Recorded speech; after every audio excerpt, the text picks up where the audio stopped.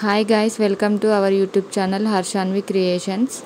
ఈరోజు నేను ఈ వీడియోలో 6 నెలల నుంచి 12 నెలల పిల్లలకి ఇంట్లోనే ఉగ్గు ఎలా తయారు చేసి తినిపించాలో ఈ వీడియోలో అయితే క్లియర్గా చెప్తాను.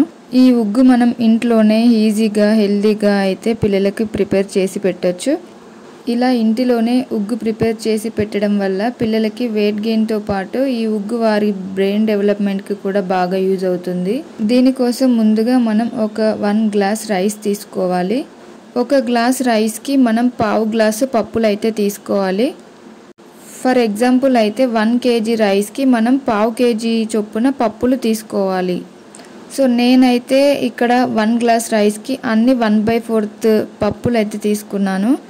ముందుగా అయితే 1/4 అంటే 1/2 కప్పు మినపప్పు తీసుకున్నాను. తర్వాత అదే గ్లాస్లో 1/2 కప్పు వరకు కందిపప్పు తీసుకున్నాను. తర్వాత 1/2 కప్పు వరకు అయితే పెసరపప్పు తీసుకున్నాను. ఒకవేళ ఈ పెసరపప్పు ప్లేస్లో ఇంట్లో పెసర్లు ఉంటే పెసర్లు కూడా యాడ్ చేసుకోవచ్చు. తరువాత శనగపప్పు తీసుకున్నాను. ఈ శనగపప్పు అయితే మనం 1/2 కప్పు కంటే కొంచెం తక్కువగానే తీసుకోవాలి, ఎందుకంటే గ్యాస్ట్రిక్ ప్రాబ్లం వస్తుంది పిల్లలకి. ఒకవేళ ఇంకా మీరు కావాలంటే మైసూర్ పప్పు అంటే ఎర్రపప్పు కూడా యాడ్ చేసుకోవచ్చు 1/2 కప్పు. నేనైతే ఇక్కడ యాడ్ చేయలేదు. ఇందులో ఒక 10 వరకు అయితే బాదం పప్పు తీసుకోండి. ఇంకా అలాగే ఒక 7 to 8 వాల్నట్స్ కూడా తీసుకోండి. మీరు కావాలంటే ఒక 10 వరకు జీడిపప్పు కూడా యాడ్ చేసుకోవచ్చు. ఇలా డ్రై ఫ్రూట్స్ యాడ్ చేయడం వల్ల పిల్లలకి వెయిట్ గెయిన్తో పాటు ఇంకా టేస్టీగా కూడా ఉంటుంది. ఇలా మనం అన్ని పప్పులను తీసుకొని ఈ పప్పులతో మనం ఇంట్లోనే ఉగ్గు తయారు చేసుకుంటే పిల్లలకి ఈ పప్పుల వల్ల ఎముకలు కూడా స్ట్రాంగ్ అవుతాయి. ఇంకా ఈ పప్పులతో పాటు నేనైతే కొన్ని పల్లీలు అంటే వేరుశనగ గింజలు, ఇంకా కొన్ని అయితే మకానా సీడ్స్ కూడా యాడ్ చేశాను. మీరు కూడా కావాలంటే కొన్ని పల్లీలు కొన్ని మకానా సీడ్స్ కూడా యాడ్ చేసుకోవచ్చు. ఒకవేళ 6 months బేబీకి అయితే పెట్టేటప్పుడు అయితే మనం జాగ్రత్తగా చూసుకోవాలి. కొన్ని పల్లీలు కొన్ని మకానా మాత్రమే వేయండి, ఎందుకంటే తను అప్పటి వరకు ఓన్లీ లిక్విడ్సే తీసుకుంటారు కాబట్టి అలాంటప్పుడు డైజెషన్లో ఎలాంటి ప్రాబ్లం లేకుండా ఉంటుంది. ఇప్పుడు ఈ పప్పులన్నిటిని బాగా కలుపుకొని ఒక బౌల్లో వేసుకొని అయితే వాష్ చేసుకోవాలి. నేనైతే ఒక పప్పుల మిశ్రమాన్ని ఇక్కడ వాటర్తో వాష్ చేస్తున్నాను. మినిమం అయితే మనం ఒక 3 to 4 times అయితే మనం నీటితో బాగా కడగాలి పప్పులని. ఒక 3 to 4 times మనం పప్పులని వాటర్తో కడిగిన తర్వాత ఈ వాటర్ అన్ని వడవేసిన తర్వాత ఒక స్ట్రెయినర్లో ఒక 2-3 minutes అయితే ఉంచాలి. ఇలా స్ట్రెయినర్లో ఉంచడం వల్ల అందులో ఉండే వాటర్ కంటెంట్ ఇంకేమైనా ఉంటే మొత్తం పోతుంది. ఇప్పుడు ఆ వాష్ చేసిన మిశ్రమాన్ని అయితే మనం ఆరబెట్టుకోవాలి. దీనికోసం మనమైతే ఒక కాటన్ క్లాత్ అయితే తీసుకోవాలి. ఇలా వీడియోలో చూపించిన విధంగా మనం పప్పులన్నిటినీ కలిపి అయితే ఇలా క్లాత్ పైన ఆరబెట్టుకోవాలి. ఈ పప్పుల మిశ్రమాన్ని మనమైతే ఎండలో ఆరబెట్టకూడదు, జస్ట్ గాలికి అలా 1 to 2 hours ఆరితే సరిపోతుంది.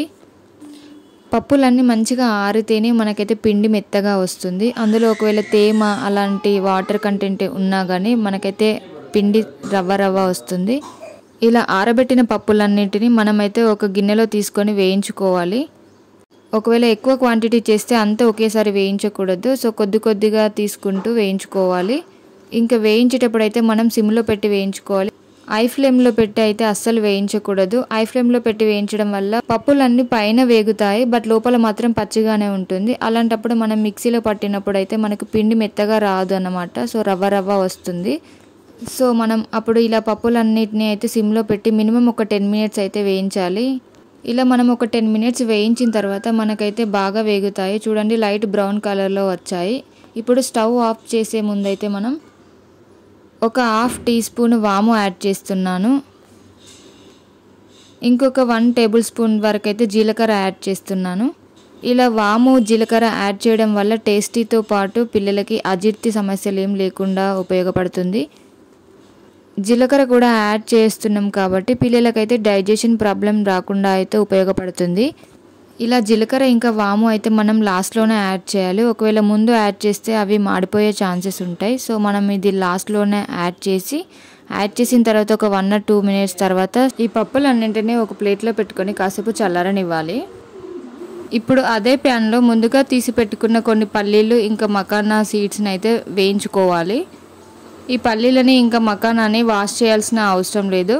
ఇలా డ్రైగానే తీసుకొని మనమైతే వేయించుకోవాలి. ఒకవేళ పల్లీలని ఈ మకానాన్ని మనం వాష్ చేసి ఆరబెడితే అంత సరిగా ఆరవు, ఎందుకంటే మెత్తగా ఉంటుంది. సో పిండి కూడా అంత మెత్తగా రాదు, రవ్వగా వస్తుంది. సో నేనైతే ఇలా వాష్ చేయకుండానే డ్రై రోస్ట్ చేస్తున్నాను. ఇలా మకానాన్ని అయితే మనము సిమ్లో పెట్టి డ్రై రోస్ట్ చేసుకోవాలి, హై ఫ్లేమ్లో అయితే అస్సలు పెట్టకూడదు. ఇప్పుడు ఈ మిశ్రమాన్ని అంతా ఒక ప్లేట్లో తీసుకొని బాగా చల్లారనివ్వాలి. బాగా చల్లారిన తర్వాత అయితేనే మనం మిక్సీ జార్లో తీసుకొని మిక్సీ పట్టాలి. వేడివేడిగా పట్టడం వల్ల పిండి ముద్దగా అవుతుంది, లేదంటే మిక్సీ జార్లు పాడైపోయే ఛాన్సెస్ ఉంటాయి. ఇప్పుడు మనం ఈ పప్పుల మిశ్రమాన్ని అయితే కొద్దిగా మిక్సీ జార్లో వేస్తూ మెత్తటి పౌడర్ లాగా అయితే మిక్సీ పట్టుకోవాలి. చూడండి, ఇలా వీడియోలో చూపించిన విధంగా ఉంటే సరిపోతుంది. మీకు ఏమైనా కొంచెం బరకగా అనిపిస్తే మరొకసారి మిక్సీ తిప్పుకోండి. ఇప్పుడు ఈ పట్టిన మిశ్రమాన్ని అంతా మనం ఒక స్ట్రైనర్ సహాయంతో జల్లించుకోవాలి. ఇలా జల్లించుకున్న తర్వాత ఈ మిశ్రమాన్ని అంతా ఒక 1 or 2 minutes ఇట్లా గాలికి కాసేపు ఆరబెట్టిన తర్వాత ఒక ఎయిర్ టైట్ కంటైనర్ బాక్స్లో పెట్టి స్టోర్ చేసుకుంటే సరిపోతుంది. ఇలా ఇంటిలోనే మనం అన్ని రకాల పప్పులు ఉపయోగించి ఉగ్గు అయితే తయారు చేసుకోవచ్చు. ఇప్పుడు ఈ తయారు చేసిన ఉగ్గుని మనం ఎలా ప్రిపేర్ చేసి పిల్లలకి తినిపించాలో ఇప్పుడైతే చూద్దాము. దీనికోసం మనమైతే ముందుగా ఒక మందపాటి బౌల్ని తీసుకోవాలి. అందులో ఒక 1 glass క్వాంటిటీ వరకు అయితే వాటర్ తీసుకొని బాయిల్ చేసుకోవాలి. ఈ వాటర్ బాయిల్ అయ్యేలోపు మనమైతే 6 to 7 months పిల్లలకైతే 1 tablespoon పౌడర్ అయితే సరిపోతుంది. మా బాబు 10 months కాబట్టి ఇక్కడైతే నేను 2 tablespoons అయితే తీసుకున్నాను. ఇప్పుడు అందులో మనం కొన్ని వాటర్ పోసి ఉండలు లేకుండా అయితే బాగా కలుపుకోవాలి. ఇప్పుడు ఈ మిశ్రమాన్ని తీసుకొని మనం ముందుగా వేడి చేసిన వాటర్ బాయిల్ అయిన తర్వాత ఈ మిశ్రమం అందులో కలపాలి.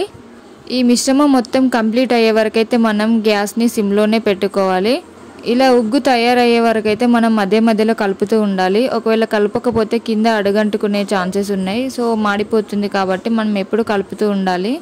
6 months పిల్లలకి ఉగ్గుని పెట్టాలనుకున్నప్పుడు అయితే మార్నింగ్ టైంలో పెట్టండి. ఒకవేళ నైట్ టైంలో పెడితే డైజెషన్కి ప్రాబ్లం అయ్యే ఛాన్సెస్ ఉంటాయి. సో మార్నింగ్ టైంలో పెడితే వాళ్ళు ఎక్కువసేపు ఆడుకుంటారు కాబట్టి ఈజీగా డైజెషన్ అయిపోతుంది. ఇంకా 6 months పిల్లలకి ఇదే ఫస్ట్ టైం కదా సాలిడ్ ఫుడ్ పెట్టడం. సో 1 time పెడితే సరిపోతుంది. మంత్స్ పెరిగిన కొద్దీ మీరు ఒక పూట ఎక్స్ట్రా ఫీడ్ చేయొచ్చు అండ్ 1 spoon పౌడర్ ఎక్స్ట్రా కూడా యాడ్ చేసుకోవచ్చు. ఇలా ఈ కన్సిస్టెన్సీలో ఉన్నప్పుడు కొంచెం నెయ్యి వేసి స్టవ్ ఆఫ్ చేయండి. ఇలా కొంచెం చల్లారిన తర్వాత పిల్లలకి సర్వ్ చేసి ఫీడ్ చేయండి. ఇలా ఇంట్లోనే తయారు చేసి ఉగ్గు తినిపించడం వల్ల పిల్లలు హెల్తీగా ఉంటారు. ఈ వీడియో కనుక మీకు నచ్చినట్లయితే సబ్స్క్రైబ్ చేయండి. Thank you.